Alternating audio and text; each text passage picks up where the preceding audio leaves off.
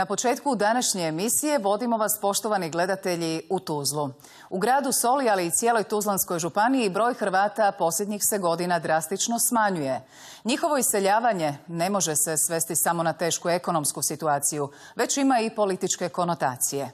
Stranke s hrvatskim predznakom nemaju dovoljan broj predstavnika u županijskim i gradskim vlastima, premda su osvojile većinu hrvatskih glasova. U Tuzli je kolega Silvio Stilinović, kojem želim dobar dan. Kolega Silvio, što se to zbiva s tuzlanskim Hrvatima? Srdečno vas pozdravljamo iz Tuzla, lijepog velikog bosanskog hercegovačkog grada koji uvijek prije svega ističe svoju multietičnost i multikulturalnost, grada koji cijeni svakog svoga stanovnika.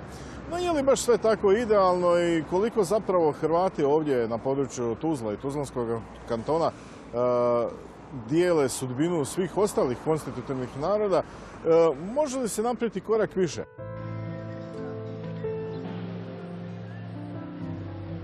U Tuzlanskom kantonu danas živi samo 10% Hrvata, upola manje nego prije rata u Bosni i Hercegovini.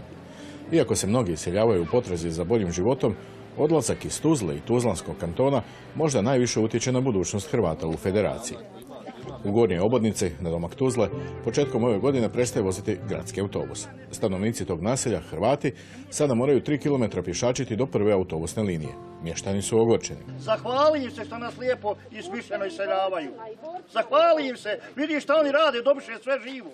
Bilo je ovdje možda preko 1000 i nešto stanovnika u Gornjoj Obodnici, a poslije rata i sad u ovo vrijeme možda sumnjam da ima više od 300-350 odlazi. Mladi je, pretežno je mladi narod izašao, otišao. Zbog ovih svih problema možda ćemo i čak i napustiti Bosnu i Hercegovinu.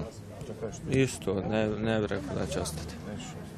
Ako bude ovako stanje, znači nema posla, ukidaju stalno neke, znači ove, u 21. vijeku da nemamo prijevoz, mislim, to je baš... Samo 4 km dalje je Drijenča, još jedno hrvatsko naselje. 4 km do Drijenče kao 40 km. Izlokani put kroz šumu koji za prvog snijega postaje neprohodan.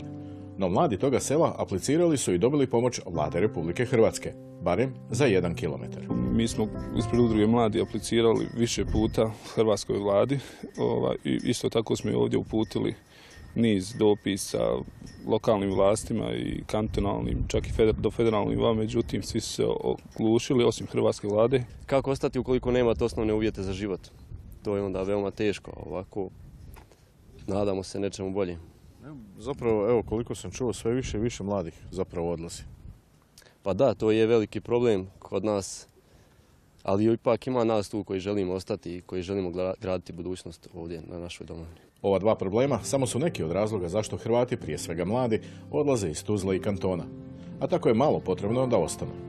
Što je rješenje problema, pitali smo. Odgovor smo potražili i kod kantonalnog premijera. Mislite mi da s naše strane, evo ja mogu kazati javno ovdje, bezbedno 1 km asfalta za stanovnike mjesne zajednice Drijenče. Evo, pokušat ćemo da dogovorimo s načelnikom općine Čelić. Mislim da će i oni izaći u susret, da i oni jedan dio te trase asfaltiraju, a pokušat ćemo također razgovarati sa gradonačelnikom grada Tuzla i gospodinom Mamovićem da se oni uključe aktivno. Uz pomoć Hrvatske, Tuzlanskog kantona, općine Čelić i grada Tuzla, ovaj bi se problem uskoro mogao riješiti.